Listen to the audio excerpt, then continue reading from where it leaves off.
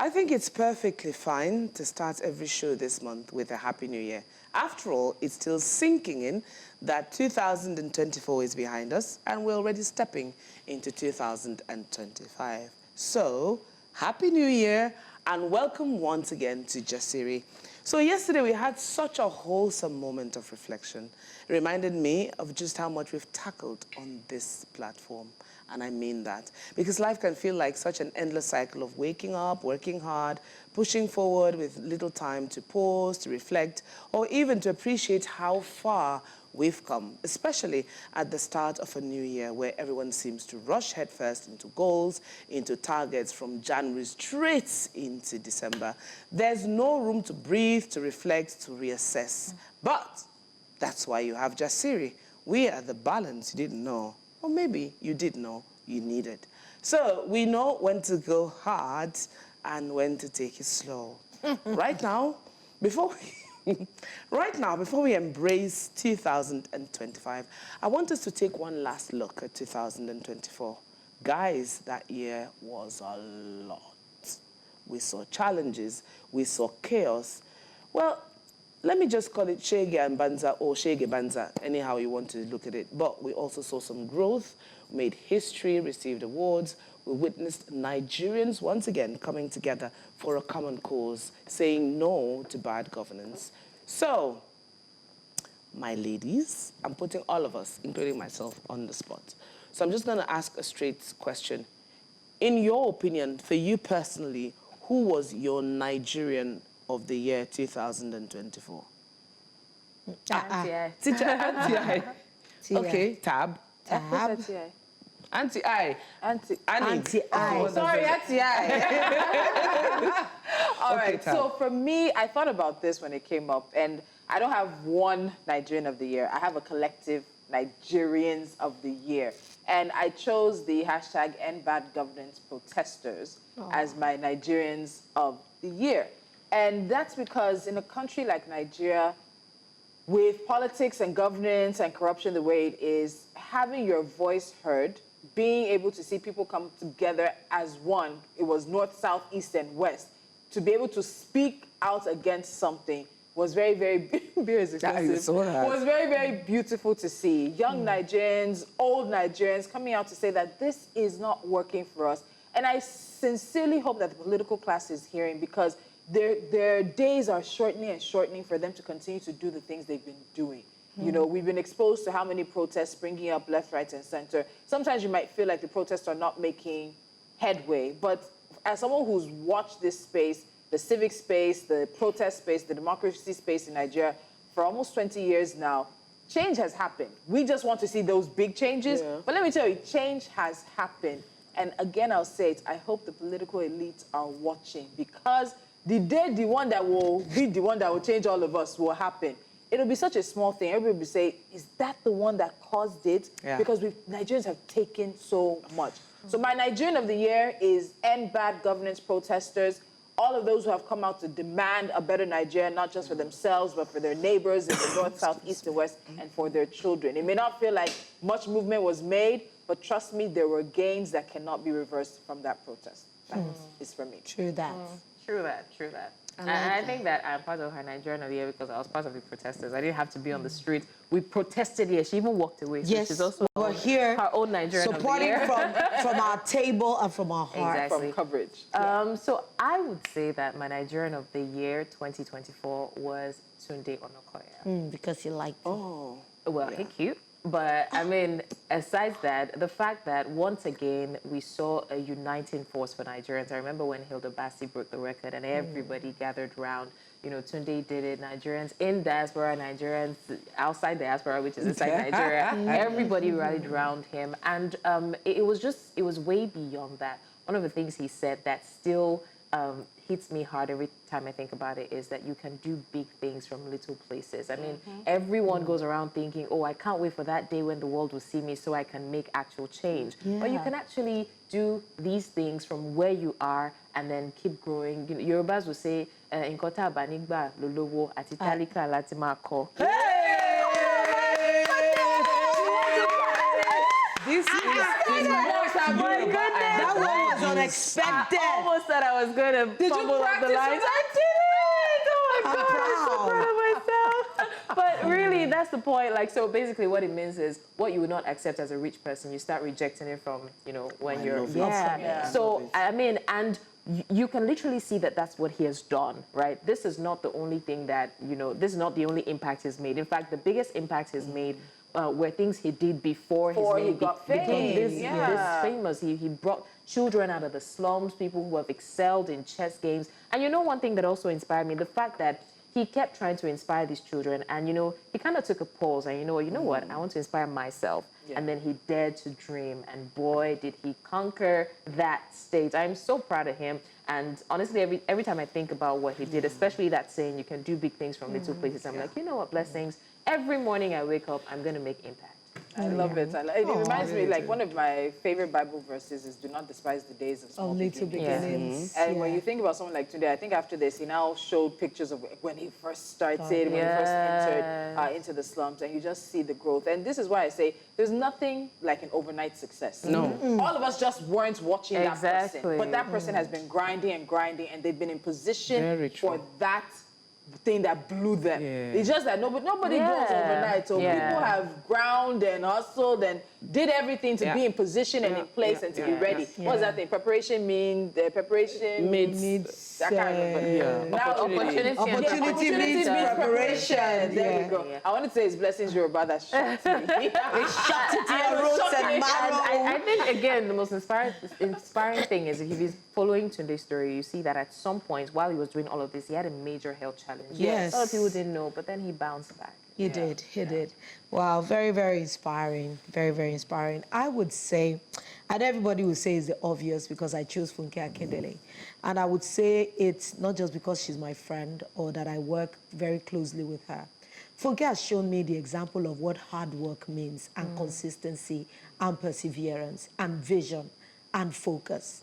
You know, I've been privileged to work with her a little closer than a lot of people have been.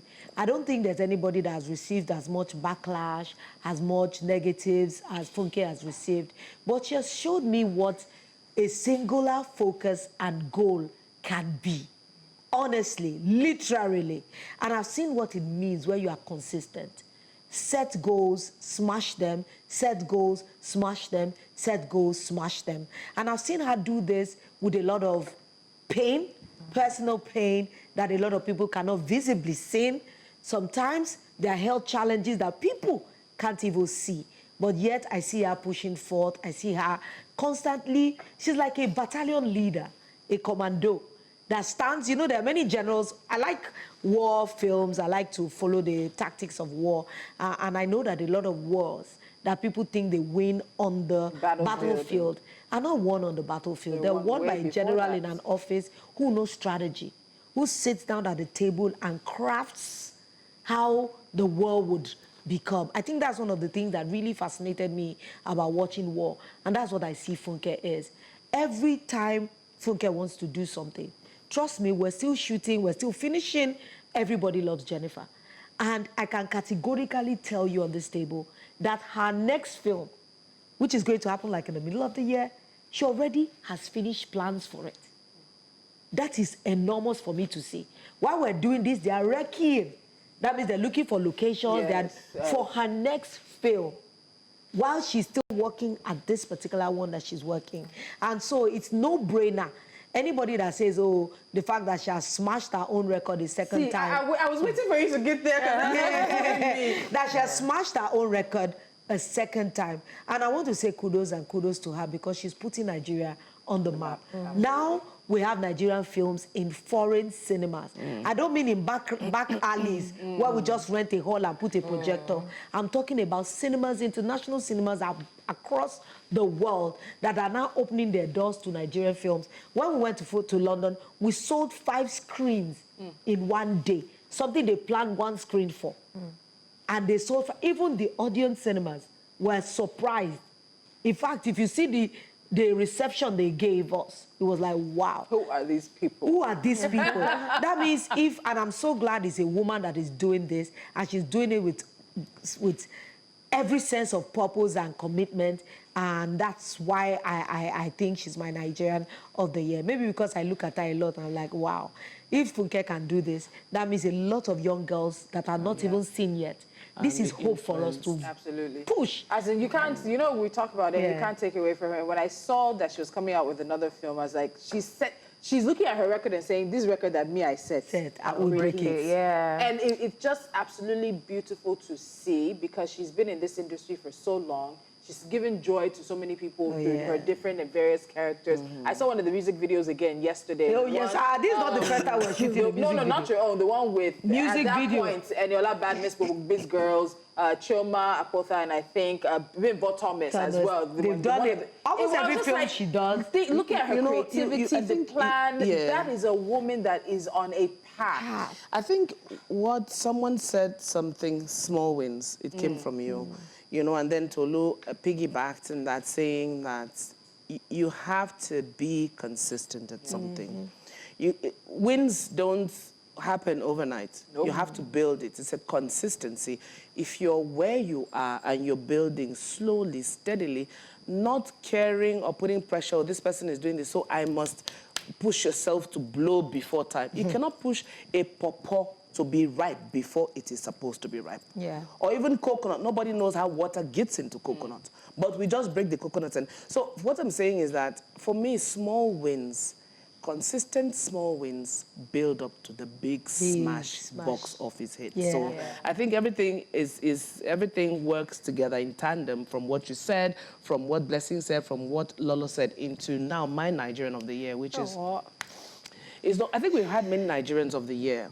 But I think on this table, it is special for us because of the matters that we treat on this table and the stories that break and we bring to you. Now, Dele Farotimi story, everybody knew when we talked about his story the last year, before we walked into the new year, and we said how touching it was. The Nigerians came together for him. Now, Dele Farotimi is a lawyer, he's an author, and he has spoken in certain media spaces where if he speaks or when he speaks, you have no option but to pause and listen to what he's saying, and he's making sense. Tolu said, we hope the government is taking note of these movements because it will just be something small that will trigger the domino effect. So for me, Dele Farotimi, for him being able to stand on his own and challenge the, in quote, nonsense that we are facing as Nigerian citizens and saying that we deserve more and just challenging the status quo, for me, that is everything. And like we said on this table, it didn't start overnight. It is something that has been small, small. The Spanish say paso a paso, petit a petit, the French say ntong. The BBC don't know what the Yoruba say. You know, but it's just been a step-by-step process leading up to what we see now. So when we hear they say Rome was not built in a day, not be lie. Yes, Rome wasn't built in a day. Yeah. And so also life, achieving your goals and successes, you can't expect to blow overnight. Anybody will say they blow overnight, you're deceiving yourself. That cannot last because you have to have built something. Tolu is where she is now because she has built something. Lola is where she is. We all have built something to get to where we are. So I think, for me, honestly, I really wish we can change that vocabulary, blow. Because it doesn't just make sense to me. Every time you see every young person say they want to blow. Blow is like destructive. It's like something that degenerates or disintegrates. Sometimes it's just good for us to just use the classic word, build, go forward. You know, things that have, but every time you say blow, that's why you see a lot of them will blow into pieces after the I actually feel like the terminology perfectly describes it because the success we see these days are fleeting, right? It's not something that lasts. A lot of Instagram influencers, if you look back 2 years ago, the influencers that were reigning then are not the same influencers now. And sadly, the new generation have gotten so carried away with blowing that they're not interested in success anymore because they have disregarded the importance of deeper roots. The deeper your roots, the, you know... What do you drink this year? Wow! Words of wisdom coming from the spring of blessing. Blessings are just from 1st of January. We're already in a new year, B. She just did. Oh, mother. Oh, speak. My children listening. Exactly, our guests, our very first guest of 2025 is on standby. And as we step into this year, many of us are filled with big dreams, bold goals, and a determination to make this year truly remarkable. We're not looking to just blow. Yeah. Setting the course for a successful year requires more than just resolutions. It demands clarity, focus, and the right strategies to level up in every area of our lives. Now, after the break, we'll be joined by Adeola Kingsley James, a rapid transformational therapist who will guide us on how to turn our aspirations into actionable plans. Stay with us. Oh my God, I hope you laugh a lot this year. Honestly, I wish that for you. Welcome back to the show. And if you're watching us online, trust me, when I say this is the place to be right now, it's always such a joy to have Adeola in the studio. There's just something about the way she speaks. I didn't write the script, so I can lie. We all think so. And her skin is like milk. I almost brought bread to just touch and eat. And the wisdom that flows from this woman is unmatched. Plus, the things you were saying before. But we can't say that openly. And I'm so excited to get into this conversation that we have started. Like I mentioned on Monday, I've moved past setting New Year resolutions and rigid goals. Instead, I focus on learning, relearning. Honestly, that's what I do, and that's what I think you should do too. So without further ado, let's welcome back to the table someone who is no stranger to us. She's one of our very first guests last January when we launched or relaunched. And now, she's our very first guest for 2025. Catherine. Yes, according to Catherine. Adeola Kingsley James. Please make welcome, make a welcome, make a welcome, make a feel welcome.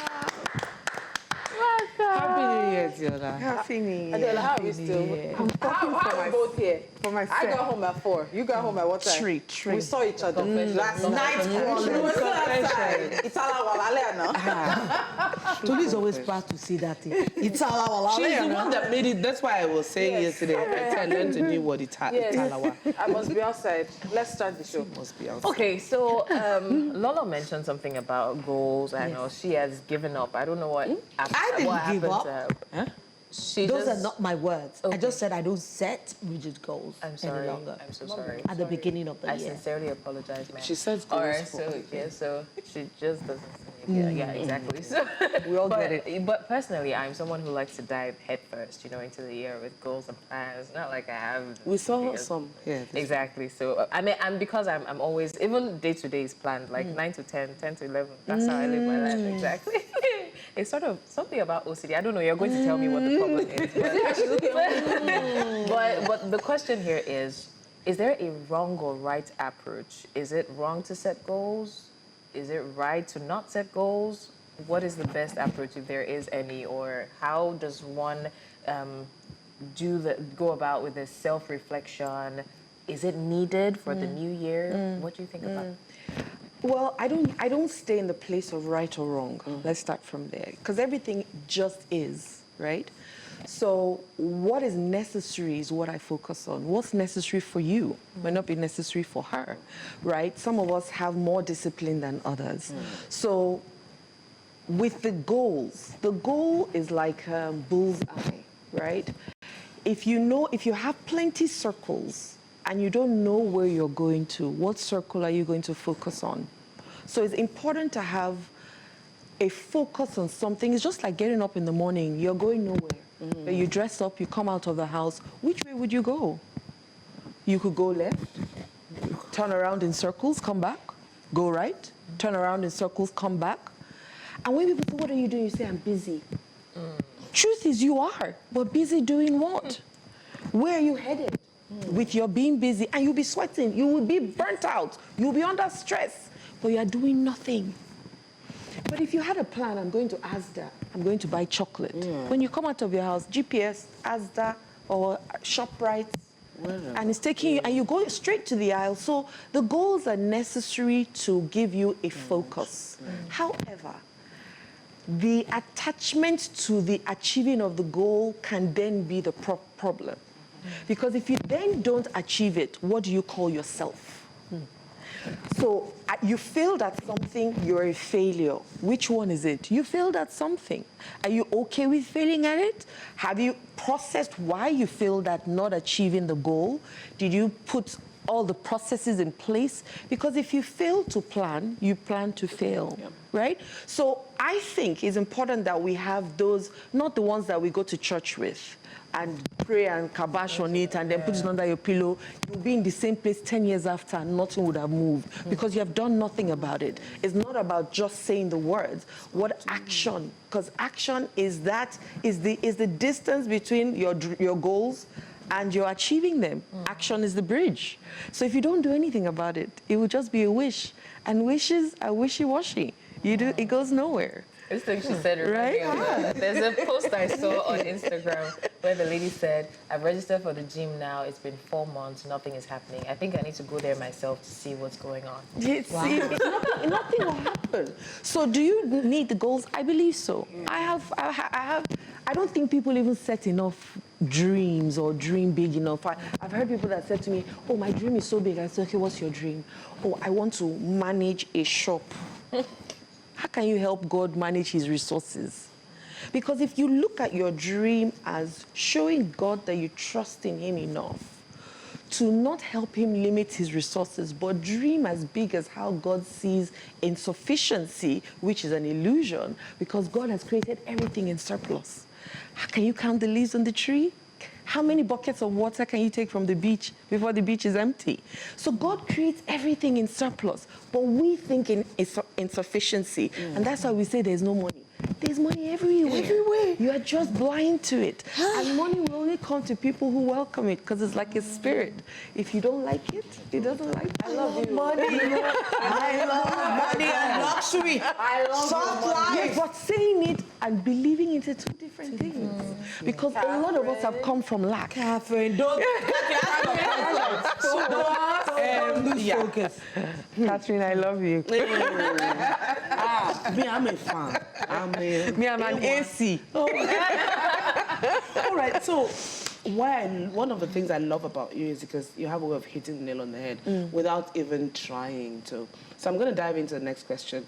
What is it about the concept of wholesomeness? And what is the thing that makes healing so functional, so important? So I'm talking wholesomeness, I'm talking healing, and I'm now adding another third rider, like what happens if we are not so open on 100 to the process of healing? Can we still move ahead? Because, I mean, Nigerians can still move ahead we can forge a hole through an iron slab. But at the same time, what are the consequences for doing that for unresolved issues, unresolved pain, whatever it is? So I think it's 3 questions in one: the wholesomeness, the healing. I will blend it. I'm a blended family coach. Okay, so I coined the word, the functioning traumatist. And a functioning traumatist is somebody who can function through their trauma, and highly effective also when it comes to work, because they're focused on that thing. But the question is, what's the quality of the other aspects of your life? Now, whether we like it or not, just by being born into this world, something has happened to us in our lives where we have turned bad. Yeah. Because we're all storytellers. Yeah. So somebody beats you. You don't end it at, oh, he just beats me.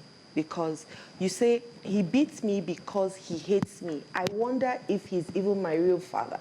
Maybe I need to go and look for my father. My mother might. So we create this Funke Akindele script, right? And it's all in your head. None of it is real. And so as children, especially between the ages of 0 and 7, your subconscious mind, which is part of your mind that is not in your consciousness, was formed 85 to 90% based on data and science, which then means that who we all are here was what was deposited in us between those ages, right? So Lolo is not Lolo because she's Lolo. Lolo is Lolo because people have said this is who Lolo is, and Lolo has believed it. Oh, yeah, Okay. I think this is... On that note, we need to take a quick time out, and when we come back, we'll pick up the pieces of this conversation. Stay with us.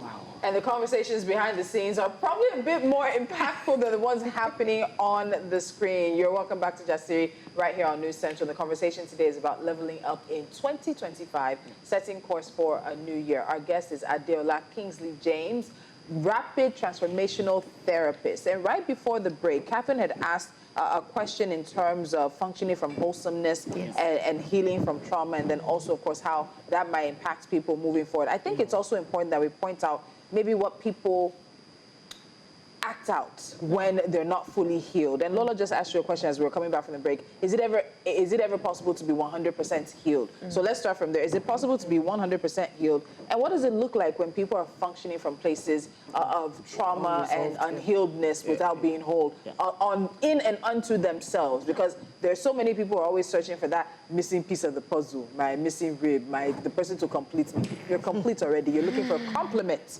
not completion. But Adeola is the therapist. She didn't share. It's where we're all one. Spirit is one. So I don't believe that anybody is 100% healed. Because different things will happen in our lives that you didn't even know existed. Something happened to me a couple of weeks ago. I was doing this detox, physical detox, but it was also like a spiritual detox and just everything. I cut myself off a lot of people. I didn't have a lot of conversations. I just wanted to zone in. One of the mornings I was doing my meditation, and I was doing a guided meditation actually, and the person said, see a table in the tablet of your heart, blah, blah, blah. And I put certain people on that table. And I looked at one person on that table and I started crying immediately. And so I said to myself, what is the message that I need to get from these tears that I just had? And I heard, forgive yourself. Now, I've done so many forgiveness exercises on different things, but this now hit home in a different way. Okay. So I did a forgiveness exercise around it, and I did that same meditation again, and I put that same person on the table, and I could look at the person and smile. So I dealt with it. What's the difference between you and I? I have the tools. You don't.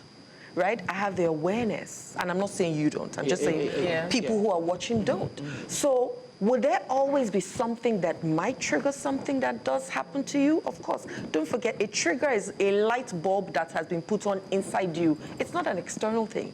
Somebody puts on the light bulb, but you blame the person for putting on the light bulb, rather than looking at the light bulb and saying, what does this mean? So healing would then mean to me that you're aware.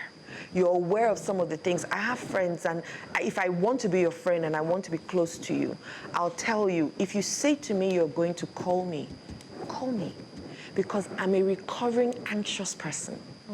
And I'm able to say that because I'm aware. I said I'm a recovering anxious person. As a child, I didn't feel loved by anybody, so I had to keep proving and proving and proving to be loved by people. At some point, I was a huge people pleaser, right? So I had to heal from that also. And for me to be able to say that to that person is because I know something about myself. I've worked on certain things, but in the process of it, whilst I'm still working through it, because maybe I'm not 100% healed, when you say you're going to do something, do it, because I'm very big on integrity. If you can't do it, send me a message and say, I can't, rather than keeping quiet for 7 days. Because at that point, I then start to think, did I not? You start writing the phone and a lot of people find, and you know, once again, we're fantastic storytellers. So did I say something that made him think, or made her think, could she have been, would it be, should it be? So don't do that to me, or don't help me also do it to myself. Be my friend and just say busy for the next 7 days. I'm okay with that. Than you being silent for 7 days. Because of the awareness that I have. At some point it would have been me going into a frenzy and a panic, and probably I'm calling you back to back, back to back, back to back. Is he okay? Is she okay? You know, that was from an unwholesome place. But now I'm complete. Right? I call myself a source, even if I still tap from other people, but I'm the source, I'm good. right? But for me to have gotten there, I had to go through all kinds of therapy. I had to, and still, because there's no one and done. Yeah. You know, some people go and call me and speak to me for 1 hour and say, oh, now I'm okay. You are not. This is the beginning of your problem, actually. So it's a continuous process, knowing that grace and ease I give to myself, because I don't blame myself for anything that I do. I have no shame, I have no guilt, because I have a different relationship also with God. I don't feel like I'm unworthy anymore, right? So everything that I have, I deserve. I don't sing all those songs that say, God, you know, I don't deserve it. I deserve it, because you are my Father. Why did you create me if I don't deserve it? So I have a different relationship with spirituality. And most times, people function, or they have taught us to function on our careers because it's tangible, and our finances. But I'll say there are 7 other pillars that we don't look at that can help that career become more even functional, or you can be more optimal in those areas. I'm talking your physical space, I'm talking your body, I'm talking your spirituality, I'm talking yourself, how you feel about yourself, what you do about yourself. I'm talking nature. When last did you play in the rain? I mean, those things form your relationships, your network. Those things form what will cause your life to be satisfactory. Because at the end of your life, you're not going to say, oh, I wish I got more awards. You're either going to be regretting that I never spent enough time with family, or you're going to be grateful that you did. Choose one. But you're going to have to choose one. Sorry, because the time is not with us. I want us to get to that friendship. Yes, now. I want us to talk friendship. Yes. Because a lot of conversations we've had, particularly for women who are mothers, wives. Women don't have friends. They don't have friends. And then there's also an issue now where we see so many people looking at friendships as transactional. What can I gain from this person? Yeah. Where can this person take me to? Who can they introduce me to? What contract can I get from there? Transactional. The way they've taught us love is you give me this, I give you that. back. That's what love is to us. But that's not love. At best, it's a trade, like you said. So we've got to come out of the what can I get from it to what can I give to this. But people are afraid to give. Well, if you go to a bank, you've never put money in the bank, and you say, I want my money. The first thing they will ask you is what? Are you okay? No, what's your bank account? Do you have an account? Do you have an account with You now us? say, no, I don't have an account, but I want my money. Then where would you head to after that? So Put it in. So if you don't put anything in, it's like a tank. If you don't put anything in, you can't get it out. People that are looking at the grass that is greener on the other side, if they didn't water it, they didn't put manure, they didn't speak kind words to the plant, the grass is not going to be green. So in every relationship that we're going to find ourselves in, we have to first give. We have to first be. And you know, I told you friendship is a garden. I told you. There's so much that Adeola is unpacking, and I know every time she sits on this chair, even every sentence you have to go back and rethink and reapply. Adeola, I want to talk about ambition and self-compassion. You know, hustle culture is a thing, honestly. People take pride in the fact that they are hopping from one hustle to the other, always on the grind. I'm sure people out there probably have a long list of things they want to accomplish this year, and a longer list of things they don't want to do this year. And sometimes people burn out. So how do you balance ambition and self-compassion? Because sometimes when you hustle hard, they keep telling us that if you grind hard, if you work hard, you get X, Y, Z. So where is the balance, or is there no balance really? I'm also very, very careful about that word balance, because when people hear balance, they think 50-50. I don't think you can do anything 50-50.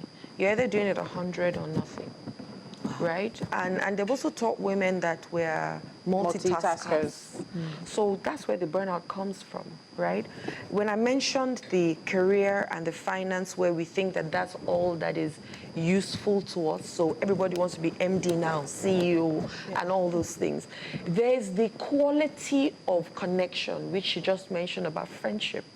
The quality of your life is based on the connections in your life and the connections that you have. And it's only with people. Okay, with animals too, because you can connect with you. Some people don't have children, they have animals, which is fine because it's the same connection that you can get from animals. Oh, yeah. Mommy Asher has spoken. It's the same. I mean, if you hug your dog, you can get the same oxytocin that you get if you're hugging a human being or your cat. So the most important thing is, how do you connect to yourself?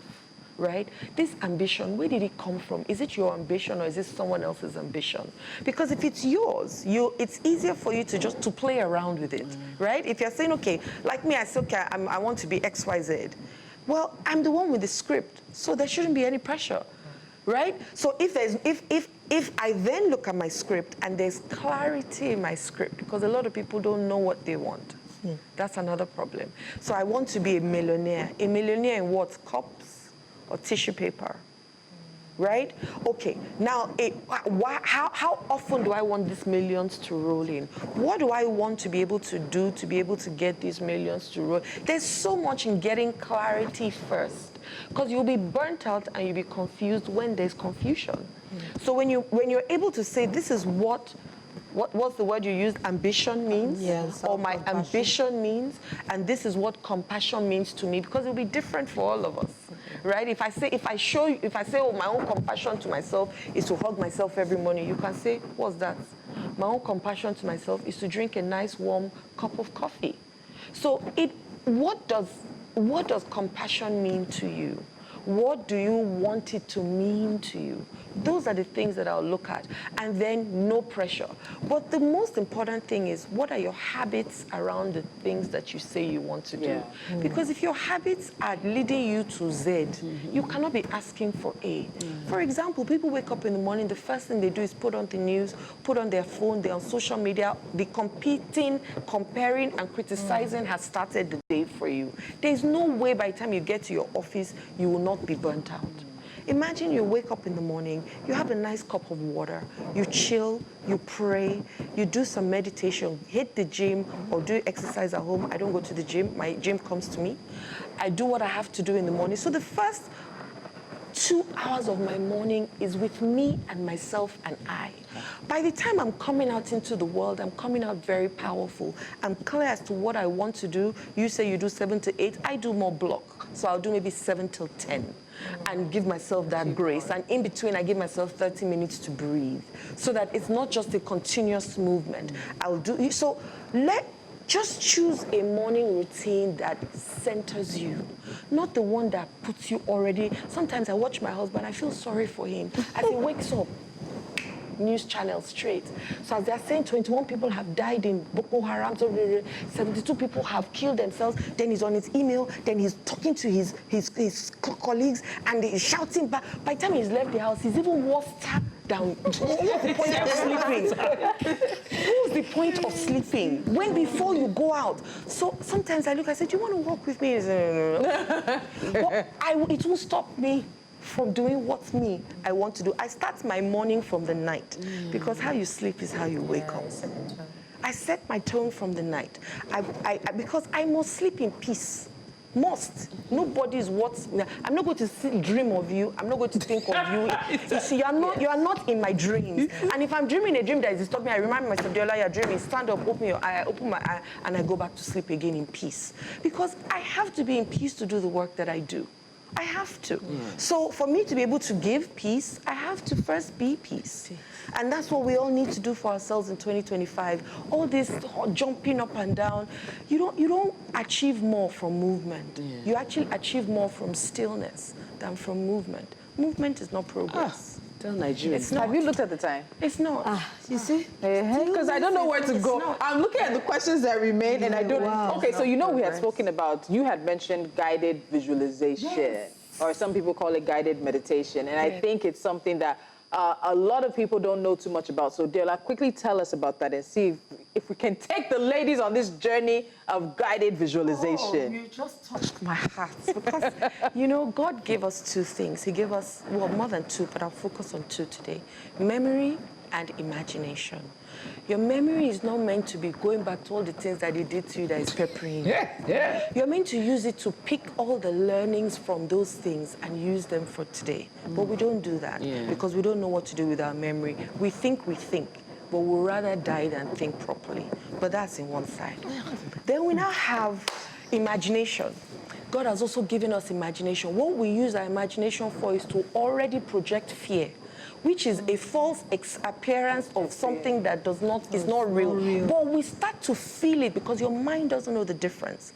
So if we do this guided visualization together, it's almost like going into the theater of your mind. When God said to Abraham, as far as your eyes can see, I'll give to you, what did Abraham see to be called the father of all nations? What did he see? And vision is your eyes closed. Eyes open is sight. But vision is when you close your eyes and you go into the mental theater. It's almost like you have now this screen. And see, as I'm already closing my eyes. You have this screen that you can then see because we think in words and pictures. If you don't see it in your mind's eye, you can't receive it. And a lot of people are not receiving the answers to their prayers because they don't see what they're asking for. They say, I just want to be rich. What picture will show? Nothing. And you need to see the picture. But if you say, I want to be the MD of Owando, working in the Banana Island office, living in a 5-bedroom house, all rooms en suite, Bang & Olufsen is the entire electronics in the entire house. I want my fridge to be this. I want to be stocked in. Then you start to see it. When you start to see it, then you can tap into it. You see it, you hear it, you smell it, you taste it, you touch it, and then you're in it.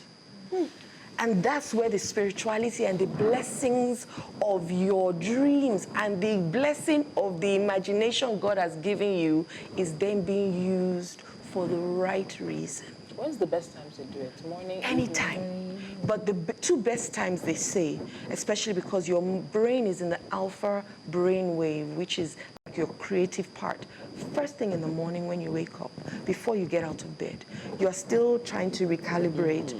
Best time to, and then at night before you fall asleep, you can visualize into sleep. What I do during the day as well, I can open my eyes and visualize because I've built that muscle, right? I can be talking to you and be smiling because I'm already seeing something that is inside me. Right? I see myself on vacation. So, so I would love to do a quick visualization with you guys for we have 2025. 2 minutes. Let's see what we can do. Let's see what we can do it in. So I want us to take a deep breath in quickly. Take a deep breath in and breathe out. No crossing of your legs, and let your legs and your arms just be easy on your lap. Better if your hands are open up because it's, you know, you're receiving, yes. And you breathe differently also when your hands are open this way.